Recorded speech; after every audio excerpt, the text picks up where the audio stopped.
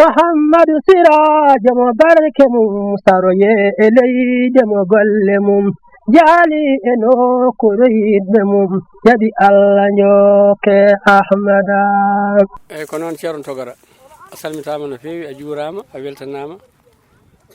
eɗen gandi ɗo dari ɗen ɗo ko e nokku ne laaɗo Allah sallallahu alaihi wasallam e nokku Cheikhana Ahmed Tidiane radiyallahu ta'ala anhu ngesa ceerno men Cheikh Siraji Dini mo ganduɗa ko kañum woni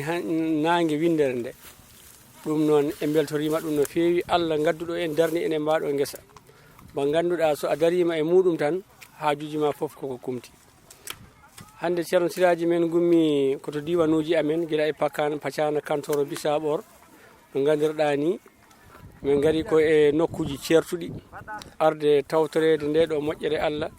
aywa heɓotonde ɗo nde ɗum noon men woɓɓe gardi ko otoji woɓɓe gardi ko motoji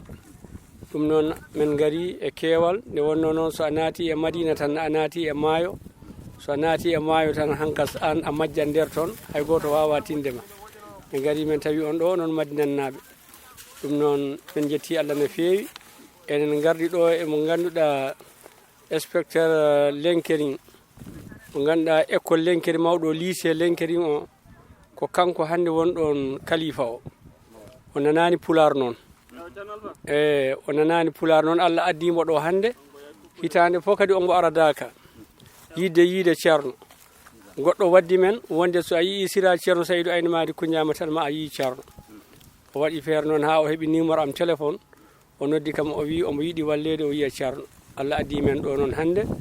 e damal galle ceerno men tawi ɗon ceerno Bassirou ina fokkiti aywa ɗangal yaade waɗoyde Daka min jiidi e ceerno Siraji wi haala heƴata ɗo jaahe to guesa ceerno to ko darto toon ko toon woni jaahe toon ko ni men ɓenni men gari ga min gardi kadi e Guinée Bissau naaɓe jooɗaniɓe en wuro no wiye Dunani e nder leydi Paccis woɗɗani Picci e nder leydi Mana hakkude Picci e Kankele fa ko ɗon ɓe goni kanko woni kalifa o ɗon kanko woni ceerno nde Mamadou Bandiaye mbo ardi e musidɗo Amadou Mané kamɓene kadi eɓe gari tawtorede dawol ngol ɗum noon Allah addiɓe ɗo eɗen gandi hitande fof ñande fof nde garɗa e guesa ceerno ma a yiiɗo mo meeɗa arde e guesa ba ɗum noon eɗen beltinira ɗum dental ngal aduna o fof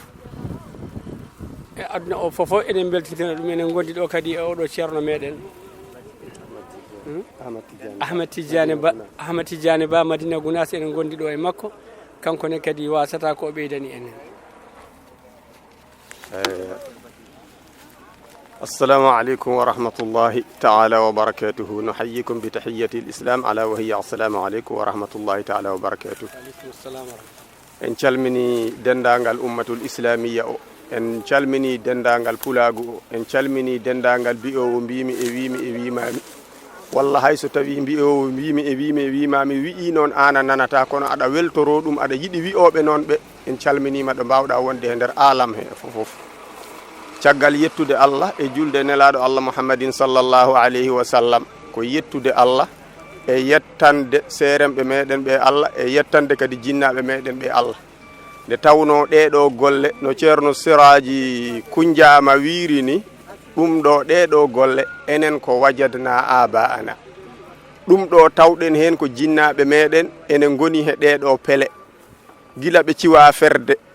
ko hen ɓe gonno ha Allah waɗi ɓe peri ɓe ngari kadi ɓe jokki ɗeɗo golle ha Allah newnani ɓe poftoyi ha hande ɓesguji maɓɓe ene kontini ɗeɗo golle enenne noon nde tawno sa tawi jinnaɗo maɗa ene waɗa ko moƴƴi anne jiɗata ko ñemtinde nden ɗon moƴƴere kadi Allah newnani en seremɓe moƴƴuɓe laaɓɓe ɓerɗe kadi naftoɓe almuɓe munen goto foof kala mo jiiɗa he nder aduna he kala almudo bo jiiɗa tijjaniyanke walla julɗo ɗo wawi wonde he nder aduna he fof ene yiɗi so tawi fini subaka ɓamta guite muɗum ɓe dara ceerno men ceerno Ahmad Tidiane nde tawno ko wiite ko annawaru wajhul alimi ibadatun ƴettude guite maɗa ɗe ɓamtaɗe dariraɗe jiyaɗo Allah tawa kadi ko yitere teddingue tawa kadi ko darata ɗon ko ɓeydatama to Allah ɗum ɗon koye dewal Allah jeeya eɗen jetta Allah e ɗeɗo golle alhamdulillahi rabbil alamin to bange ngesa ceerno ba ko ɗum woni ko kaleten ɗo oɗo sa'a ɗo ɗo dariɗen ɗo ko he maaja o soñanoma alarba ɓennuɗo ɗo o e gardagol ceerno men ceerno Habibou mo ceerno Ahmed Tidiane Fass o ardinoma délégation mawɗo e dendagal ɓe o ardannoɓe garino alarba ɓennuɗo ɗo o ɓe gari ɗo ɓe coñi maaja o ha gasi Allah newnino fuɗɗanoma ñande hen dendingol ngol gasani hande aset o yamirore nde artiyo Madina naɓe e dendagal gureje ɗe foof yoɓe gar ɓe dendina maaja o oɗo saaha ko hen gonɗen siwa gasde noon tawo kala arnoɓe yo ɓeydu tinnade ɓe ciwano arde yo jogo sembe wawde arde caggal yettude Allah julde nelaɗo Allah Muhammadin sallallahu alaihi wasallam makkari ndine ko alarba ɓennuɗo to o ndinne kadi sokkano ɗum ne kadi gasi to bange gerte ɗe ne sokkanoma gasino ɗum ne heddi toon ko gooƴe ɗe ɗen ciwa rusede tawa ɗum ɗon so yamirore aroyi ɗum ne kadi almuɓe ɓe padi tan ko yamirore yettude Allah noon eɗen jettana Allah dendagal ardiɓe to bange ngesa ba ceerno meɗen ceerno Siraji Papa kanko ardi to bange golle ngesa ceerno ba nde tawno ceerno Siraji so tawi a daarimo tan aɗa yi'a he makko almudagal nde tawno neɗɗo wona goto foof Allah totti wawde gollodirde he yimɓe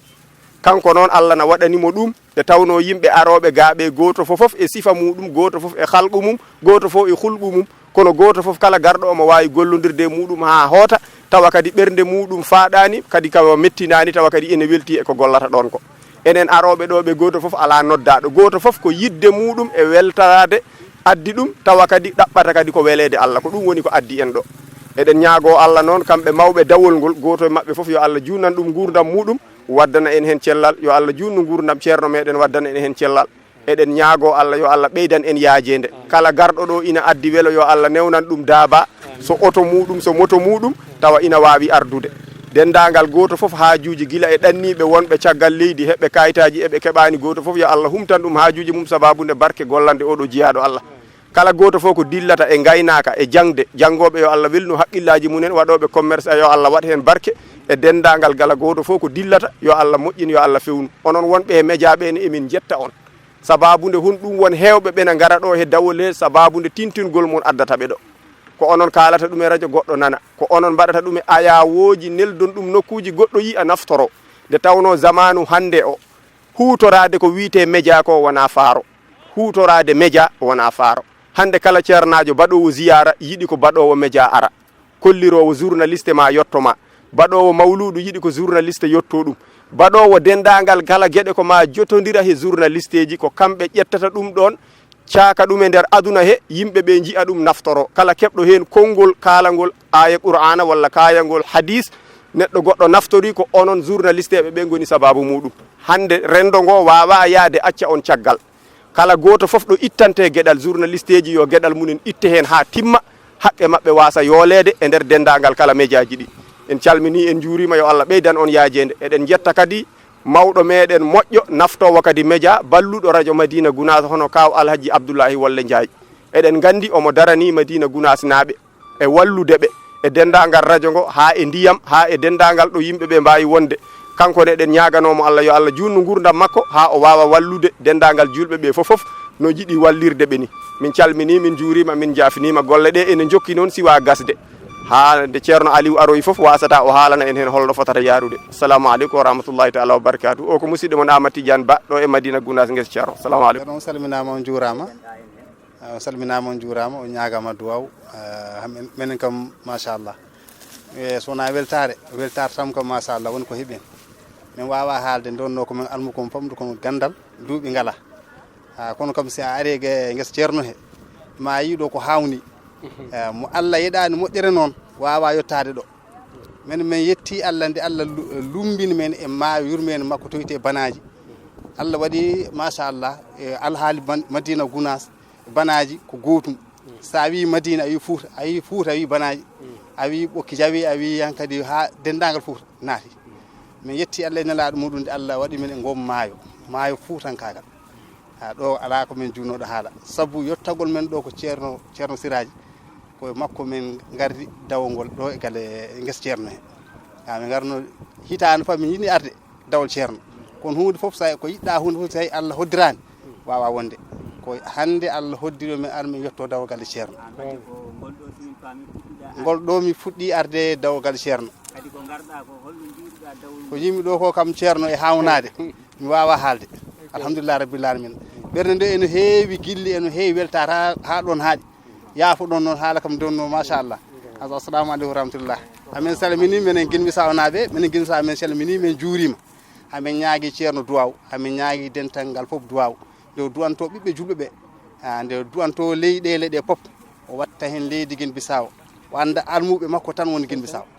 e saabu kala to nanɗa juula salmina waɗa allahumma anta salam aɗa yiiɗi ko Madina Gounass a yiiɗa ko Madina Gounass aɗa andi ko Madina Gounass si a anda ɗum ko Madina Gounass jeeyi saabu ko hol fuɗɗuɗo ɗum Alhaji Mamadou Saydou Gounass yi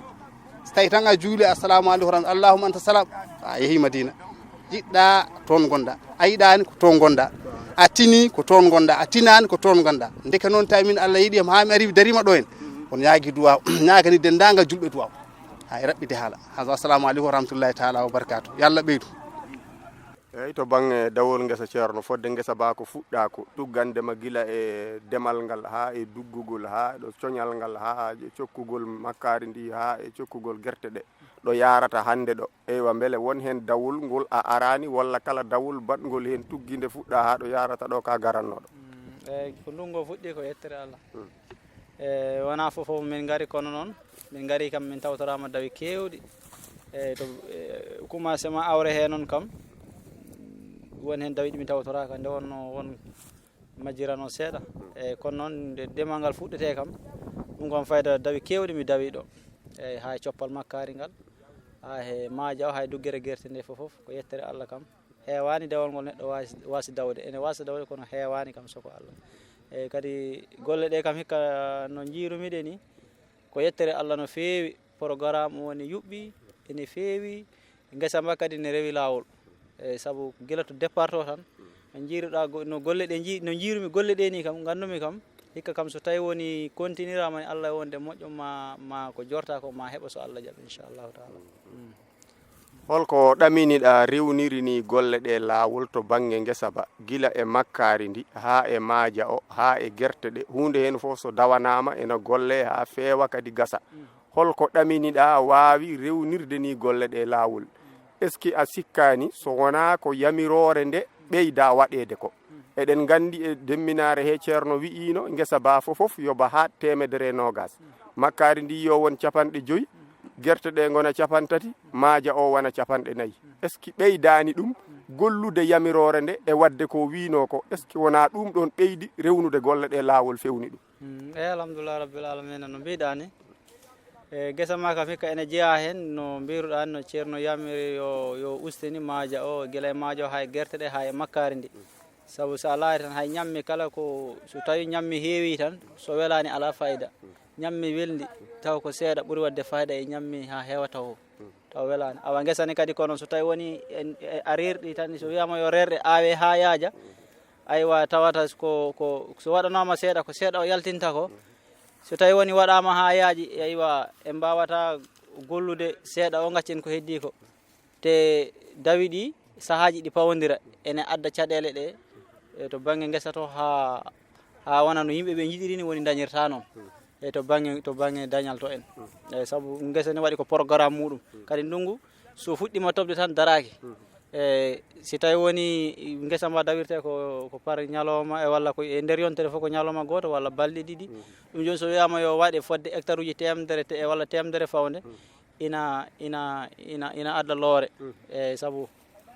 hajuji ni keewi kono waɗira hikka ni programme o kam no ƴeftirani soko Allah min kam gila nanmi programme hikka no guesa ba ustirani mbimi hikka so tawi rewi lawol si continuirama so tawi tan dawi ɗi lohani Allah wonde moƴƴo ma guesa mba yaltin ɓuuri komo yaltinanno ko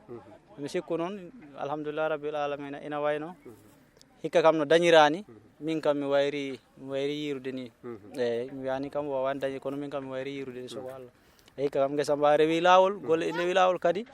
ko yimɓeɓe kirjina ko fati e yamirore nde ko kadi ne walla saabu neɗɗo sa wonde ko mbiyata ko puccu kam kongo weeli fof ngo añani ɓeydanede lowcol yimɓeɓe en sahaji ko noon ko kirjinite ko wonno ceerno en kam ko a gollanaɓe jiiya eɗen jiiya yimɓe ne gimmo banggueji kewɗi ene gara ene gollanaɓe saaga enen wonɓe wuuro heɓe eyyi ɗum ɗonne kadi ko yimɓe ko foɓɓe teskaɗen toujours saabu so tawi woni an a wondi e neɗɗo poɗɗoni ko foti no ceerno sa wondi e mum e nokku goto foti ni ko ñalawma fof jiya jomum kam fodde laabi tati sabu yide ceerno en hannde kamɓe lomtani en caggal Allah e nelaɗum kamɓe lomtani en Cheikhnama Tidiane kamɓe lomtani en nelaɗo Allah sallallahu alaihi wasallam waɗi yiide ɓe ñande fof ko hunde ɓeydande neɗɗo o sagano en jii leyɗele joni wona e nder leydi tan koye leyɗele ɗe fof ko firli Sénégal fof ina ara ina yiɗi gollande jiyaɗo Allah o